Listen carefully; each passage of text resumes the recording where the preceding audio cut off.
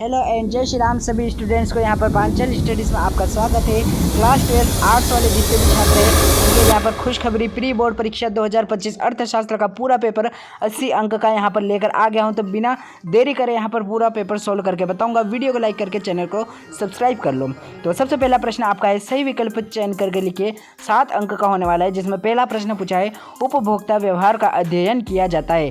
तो इसमें आप सूक्ष्म अर्थव्यवस्था में इसका उत्तर कर लेंगे उसके बाद किस अर्थव्यवस्था में कीमत तंत्र के आधार पर निर्णय लिए जाते हैं, इसमें आप पूंजीवादी कर लेंगे। ठीक है, ख वाला इसका उत्तर हो जाएगा। निम्नलिखित में से कौन पूर्ण प्रतियोगिता के विशेषता नहीं है, तो इसमें आप विज्ञापन तथा विक्रय लागत कर लेंगे। अगला देखिए, बाजार में वस्तु की कीमत उस बिंदु पर निर्धारित होती है जहां वस्तु की मांग वस्तु की पूर्ति के बराबर हो। ठीक है, अगला देख ले यहाँ पर पूछा सी एक्स बराबर 0 का अर्थ है पूर्ति की लोच किसके बराबर है, इसमें आप पूर्णता लोच कर लेंगे। अगला देखेंगे, यहाँ कुल उपयोगिता जब स्थिर होती है तब सीमांत उपयोगिता होती है, 0 हो जाती है। उसके बाद अगला देख ले 7वां, निम्नलिखित में से कौन सी वस्तु पूरक वस्तु है। तो पूरक वस्तु कौन सी है, तो आपको अ ख ब में से आपको कार तथा पेट्रोल लगा लेना है। ठीक है, कार तथा पेट्रोल जो है यह पूरक वस्तु है। ठीक है, अब प्रश्न क्रमांक 2 है, रिक्त स्थानों की पूर्ति कीजिए, जो कि 6 अंक में देखने को मिलेगा। अगर आपको उत्तर की PDF चाहिए तो आप लोग जो है हमारा Telegram channel Panchal studies official जरूर ज्वाइन कीजिएगा,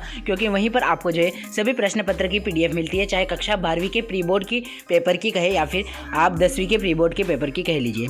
पहला प्रश्न देखेंगे, सभी क्रियाएं जो आप सृजित करते हैं वो कौन सी प्रकार की क्रियाएं कहलाती है, तो वो आर्थिक क्रियाएं कहलाती है। अगला देखिए, उपभोक्ता का संतुलन वह स्थिति जब उपयोगिता होती है, तो इसमें आपको अधिकतम कर लेना है। अगला देख लो, यहाँ पर सीमांत लागत केवल किन लागतों पर निर्भर करती है, तो यह किन लागतों पर निर्भर करेगी, इसमें आप कर लेंगे परिवर्तनशील लागत। ठीक है, इसका उत्तर कर लेंगे। अगला देख लो यहाँ पर, जो कि प्रश्न क्रमांक तीसरा है कि वस्तु की कीमत का निर्धारण किन के बीच होता है, तो मांग एवं पूर्ति के वक्रों द्वारा होता है। ठीक है, इसका उत्तर हो गया। अब यहाँ पर अगला देख लो, यहाँ पर पैमाने के प्रतिफल का संबंध यद्यपि होता है तो दीर्घकालीन काल के लिए होता है। ठीक है, उसके बाद यहाँ पूछा है, जिस कीमत पर मार्ग तथा पूर्ति बराबर हो जाती है तो वह कौन सी कीमत कहलाएगी, तो उसे हम लोग कह लेंगे संतुलन विधि, है ना। ठीक है, संतुलन या साम्य कीमत हो जाएगी उसकी। अब यहाँ प्रश्न क्रमांक 4 पूछा है,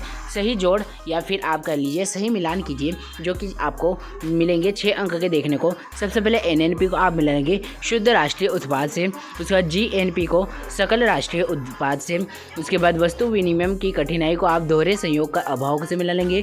मुद्रा का प्राथमिक इकाई पूछे तो विनिमय का माध्यम और केंद्रीय व्यय को RBI से, और GDP को मिला लेंगे सकल घरेलू उत्पाद से। ठीक है, ग्लोबल सर्विसिंग टैक्स। ठीक है, इस प्रकार आप लोगों ने इनके उत्तर देख लिया। अब प्रश्न क्रमांक 4 आपका सत्य असत्य है, जो कि 7 अंक में देखने को मिलता है, काफ़ी अच्छी बात है। तो आप देखेंगे, पहला प्रश्न पढ़ेंगे तो इसमें पूछा एकाधिकार में किसी नई फर्म का प्रवेश संभव नहीं होता है, तो इसमें आप कर लेंगे सत्य। अगला देखो, पूंजीवाद और समाजवाद दोनों ही मिश्रित अर्थव्यवस्था में पाए जाते हैं, सत्य। व्यष्टि अर्थव्यवस्था व्यक्तिगत इकाइयों का अध्ययन करती है, तो सत्य। वह नियम जो दीर्घकाल में लागू होता है उसे परिवर्तनशील अनुपात का नियम कहते हैं, सत्य। अगला देखेंगे, सीमांत लागत वक्र अंग्रेजी के U अक्षर के समान होता है, तो यह भी सत्य हो जाएगा। ठीक है, सबका सत्य हो रहा है। अगला देखो, यहाँ पर पूछा है विश्व महामंदी वर्ष 1910 में हुई, तो यह असत्य कर लेंगे, क्योंकि इसका उत्तर तो 1929 है। तो छठे पर असत्य करने के बाद 7वां आपका सत्य हो जाएगा। इस प्रकार से सत्य सत्य के बाद अब एक शब्द में उत्तर दीजिए, एक वाक्य में उत्तर आपके 6 अंक के देखने को मिलेंगे।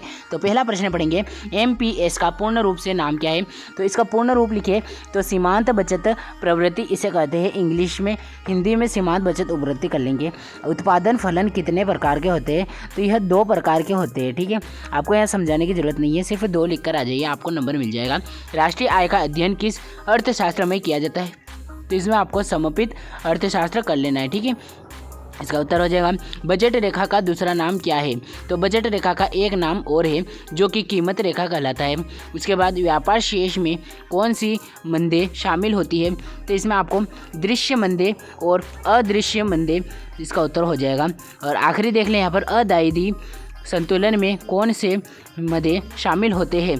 तो यह आपको इसका उत्तर कर लेना है, ठीक है। तो इसमें क्या उत्तर हो जाएगा, तो इसका उत्तर आप देख लेंगे, यहाँ पर मैं लिख कर बता रहा हूँ आपको। चालू खाता इसका बिल्कुल सही उत्तर हो जाएगा, चालू खाता या फिर पूंजी खाता, ठीक है। इस प्रकार से मैंने आप लोगों को जितने भी उत्तर बताए ये सब 1 अंक के थे। इन सब के उत्तर देखने के लिए आप जो है जल्दी से PDF डाउनलोड कर लीजिए हमारे टेलीग्राम चैनल पर। अब जो है हम यहाँ पर देखेंगे जो आपके 2-2 अंक के प्रश्न हैं उनके उत्तर, तो एक एक करके सभी प्रश्न पढ़ेंगे। उसके बाद आपको मैं सबका उत्तर एक साथ देने वाला हूँ जितने भी 2 अंक के प्रश्न पूछे हैं। तो शुरुआत करते हैं प्रश्न क्रमांक 6 से। तो सबसे पहले पूछा है आपको सीमांत उपयोगिता का अर्थ लिखिए, इसके अथवा में कुल उपयोगिता का अर्थ लिखिए। 7वां देखिए अनधिमान वक्र किसे कहते हैं, इसके अथवा में अनधिमान मानचित्र किसे कहते हैं। 8वां देखिए बजट रेखा किसे कहते हैं, इसके अथवा में मांग का अर्थ क्या है। उसके बाद 10वां देखिए स्थिर लागत किसे कहते हैं, अथवा में परिवर्तनशील लागत किसे कहते हैं। 11वां परिवर्तनशील अनुपातों का नियम क्या है, अथवा में पैमाने के प्रतिफल किसे कहते हैं। 12वां उपभोग वस्तुएं किसे कहते हैं, अथवा में पूंजीगत वस्तुएं किसे कहते हैं। 13वां देखिए हम राष्ट्रीय बैंक के कोई 2 कार्य लिखे, अथवा में व्यावसायिक बैंक के 2 कार्य लिखे।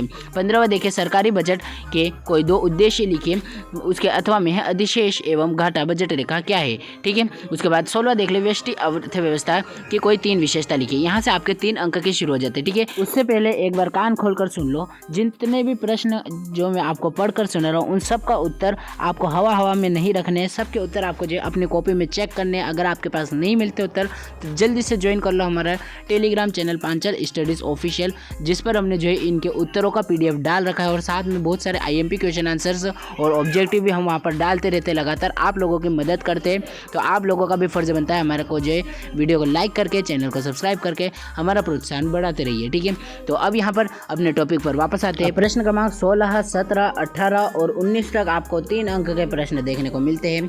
सभी को अच्छे से पढ़िए और 4 अंक के प्रश्न ये 20, 21, 22 और 23, ठीक है। सबका उत्तर आप लोग जो है अच्छे से देखिएगा और अच्छे से तैयारी कीजिएगा। आपका जो है 12वीं में बिल्कुल भी जो है आपको ढील पोल नहीं रखनी है। अर्थशास्त्र के सभी बच्चे हो, चाहे आर्ट्स का हो चाहे साइंस का, एक एक बच्चा जो है पांचाल स्टडीज़ पर लगातार अपनी पढ़ाई जारी रखें, ऐसी मैं आपसे विनती करता हूँ।